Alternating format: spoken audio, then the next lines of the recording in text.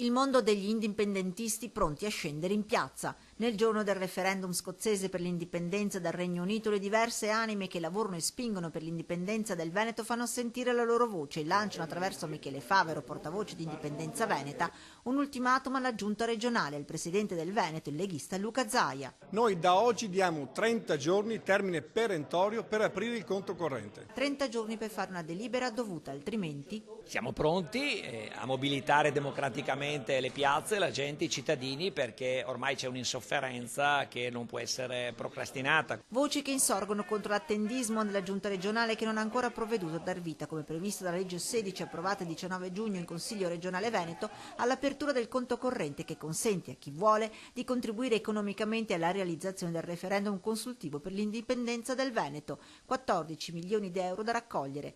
La Regione mette le mani avanti, lo stop sarebbe dovuto all'impugnazione della legge regionale da parte del governo centrale, ma gli indipendentisti subito replicano. L'impugnazione, come sanno tutti i giuristi, è un'impugnazione che non fa venire meno gli effetti della legge, la quale esplica tutti i suoi, appunto, le sue efficacia, e quindi la Giunta non solo ha il diritto ma anche il dovere di adottare i provvedimenti che la legge stessa prevede. Intanto a sostegno dell'iniziativa gli indipendentisti hanno consegnato al Presidente del Consiglio Ruffato le 20.000 firme raccolte. La legge l'abbiamo scritta noi, è una legge che la Regione Veneto ha subito, pertanto forse la stanno studiando adesso.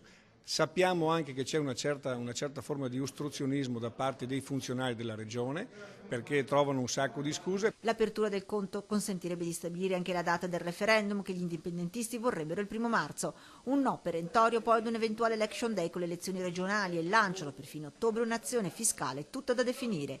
Tutti gli occhi ora sono puntati alla Scozia, al di là dell'esito del referendum. Il vero successo è che siano riusciti a fare il referendum, che è una cosa che auspichiamo anche noi, che poi ci sia qualche percentuale in più, qualche percentuale in meno, non ha importanza, ma comunque il processo è irreversibile.